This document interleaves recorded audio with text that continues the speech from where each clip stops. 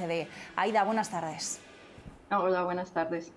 Se ha elevado por parte de la OCDE la previsión de crecimiento del PIB para España este año, pero sobre todo para el que viene. ¿En qué se basa la OCDE para subir este pronóstico de crecimiento? ¿Qué es lo que veis en la parte positiva de la economía española? Pues sí, como tú dices, hemos elevado nuestras previsiones de crecimiento tanto para este año, en el 2021, dos décimas al 5,9 y el año que viene al 6,3. Y esto se basa en que estamos viendo una progresión de la vacunación que está yendo ahora ya sí bastante rápido. Y con esto y el hecho de que poco a poco se puedan levantar las medidas de contención del virus, creemos que esto puede ayudar a que la economía empiece a recuperarse de una forma bastante fuerte. Por un lado, por el lado de la demanda, creemos que hay bastante ahorro que se ha creado durante la crisis y esto va a ayudar al consumo. Y por otro lado, también vemos que la incertidumbre con el tema del virus va a ir desapareciendo poco a poco y esto va a ayudar a la inversión, así como el hecho de tener los fondos de recuperación que poco a poco a finales del año deberían de ir empezando a gastarse y eso ayudará a la inversión y también al crecimiento. Bueno, pues las advertencias o los deberes pendientes, por decirlo de otra forma, Aida, destaca sobre todo la necesidad de apuntalar la estructura fiscal y el equilibrio fiscal. ¿Cuáles creéis que son los principales riesgos para la sostenibilidad de la fiscalidad de España? Quizá empezar por decir que pensamos que el apoyo fiscal que se ha estado dando durante la crisis, el gasto más elevado, ha sido necesario y ha sido apropiado, porque si no el impacto de esta crisis hubiera sido mucho peor. Ahora sí, la deuda ha aumentado significativamente. El año pasado era del 120%. No solamente en España ha aumentado la deuda, también en otros países de la OCDE.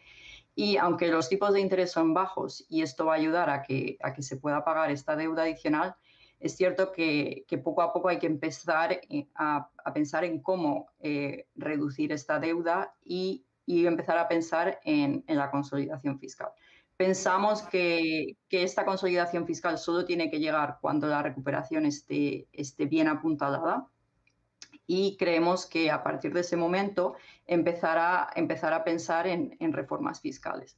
Me preguntabas por dónde vienen estos costes. Bueno, por un lado es el coste de la pandemia, el coste de la crisis económica que ha traído menos ingresos, más gastos, etcétera, pero también el hecho de que tenemos una población que está bastante envejecida y eso va a traer gastos por el lado de las pensiones bastante importantes. De hecho, dentro de esta alerta es llamativa la cifra en la que alertáis de que la deuda podría dispararse incluso hasta el 171% del PIB, ¿no? Para evitar esta situación o para evitar lo que nos estabas contando, ¿cuáles serían a vuestro juicio, ¿no? las recetas recomendadas o los deberes más prioritarios por hacer? Pues como en el estudio tenemos varios escenarios, del que tú hablas es el más Ujú, extremo, sí. es el escenario en el que si no se hace nada, se queda uno como está, la deuda aumentaría al 170 y pico por ciento en el 2050, lo cual obviamente es inasumible. Entonces, lo que decimos es que a medio plazo hay que empezar, por un lado, una consolidación fiscal. Esto tiene que venir por parte de aumentar los ingresos, por una parte reformas fiscales, que como digo, tienen que empezar una vez que ya esté anclada la recuperación. Y por el lado de las reformas fiscales vemos tres áreas. Por un lado, hay varias exenciones y deducciones que son bastante importantes en el sistema fiscal español y que eso hace que tengamos pérdidas significativas de ingresos por deducciones, desgravaciones, bonificaciones, etcétera. Luego también decimos que hay espacio para aumentar los ingresos del IVA y es sobre todo porque tenemos un gran número de tipos reducidos y superreducidos en algunos productos y eso hace que también tengamos menos capacidad de recaudación. Y luego, tercero, apuntamos a los impuestos medioambientales, porque no solamente por razones de recaudación, pero también para atajar el cambio climático, que obviamente es un problema que tenemos todos a largo plazo. Y en España el uso de los impuestos medioambientales está por debajo de lo que se hace en otros países. Entonces vemos capacidad para aumentar los gravámenes sobre los combustibles. ¿Qué más creéis que debe hacerse en materia de fiscalidad? ¿Qué os parecen las propuestas que hasta ahora está poniendo el Gobierno encima de la mesa? Es verdad que el Gobierno español ha contratado un grupo de expertos, ¿no?, por así decirlo, y van a hacer un informe, una revisión de la fiscalidad. No se espera que los grandes cambios lleguen antes de 2023, pero bueno, es verdad que hay algunas materias ya encima de la mesa. ¿Creéis que a día de hoy las reformas que se van viendo o que se están planteando irían en la buena dirección o no? Pues como tú has dicho, el Gobierno no ha contratado, sino que ha formado un grupo de expertos que va a preparar un estudio para principios del año que viene y basado en eso van a estudiar qué tipo de reformas serían necesarias. Como yo ya te he comentado, hay varias áreas en las que nosotros creemos que se puede avanzar y están alineadas con los estudios en general que hay del Banco de España o del AIREF.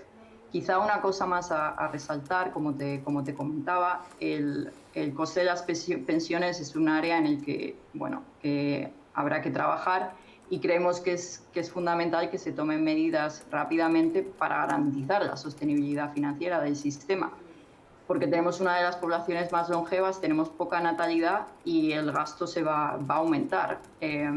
Bueno, y se han anunciado medidas al respecto por parte del Gobierno, hay un primer paso en ese sentido y nosotros tenemos en el estudio recomendaciones específicas al respecto y, por ejemplo, pensamos que hay que reducir los incentivos para jubilarse anticipadamente porque España tiene una de las tasas más bajas de participación por parte de los mayores de la OCDE, entonces reducir esos incentivos ayudaría a que se trabajara más tiempo y por tanto se contribuyera más al sistema y hubiera menos costes.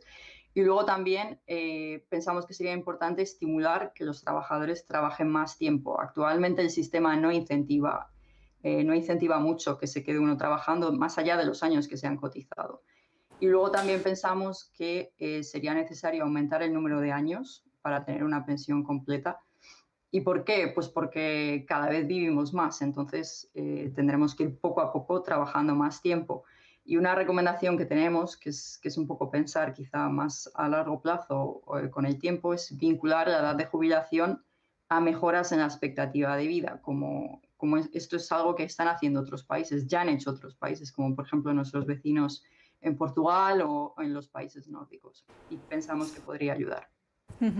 Eso en el lado de, bueno, pues de la fiscalidad o de las pensiones, Aida, pero en el lado, por ejemplo, de las reformas necesarias dentro del mercado laboral, ¿por dónde van las recomendaciones, ¿no? Dentro de lo que habéis presentado esta semana, destaca por un lado lo que opina la OCDE sobre derogar o no derogar la reforma laboral y por otro lado sobre bueno, qué hacer con aquellas personas que siguen o han estado en ERTE, ¿no?, en estos expedientes de regulación de empleo temporal que ahora justo desde hoy ya ha entrado en vigor esa prórroga hasta el 30 de septiembre. Pues lo primero quizá decir que la crisis pensamos que va a dejar desafíos bastante importantes dentro del mercado laboral, porque España ya partía con una tasa elevada de paro, en concreto entre los jóvenes, particularmente entre los jóvenes, y además tenemos una tasa de temporalidad que es muy alta. Entonces, pensamos que hay que atajar estas problemáticas por parte del desempleo. Pensamos que en el corto plazo es muy importante invertir en políticas activas de empleo que sean efectivas y que ayuden a lo que es la reactivación, la vuelta al trabajo de los grupos, sobre todo aquellos más desfavorecidos, formarlos, ayudarlos a encontrar empleo a través de oficinas de empleo que sean más eficaces, que puedan dar un apoyo individualizado a los buscadores de empleo y también aumentar el gasto en formación, porque dentro de los gastos que tenemos en políticas activas de empleo, el gasto en formación es bajo y la calidad no es muy buena. Entonces, esto es un área prioritaria. Y luego, en el mediano plazo, como decía, un área muy importante es el hecho de que España tiene una alta temporalidad. Hay un gran número de personas que tienen contratos temporales y cuando llegan las crisis como esta, son los que se llevan el golpe más fuerte de la situación y pierden sus empleos y es algo que es una rémora muy importante con la que llevamos mucho tiempo en el mercado laboral y en España y afecta al empleo y también al crecimiento. Entonces, en ese sentido, nosotros tenemos varias recomendaciones en el estudio que pensamos que hay que poner en marcha a medio plazo.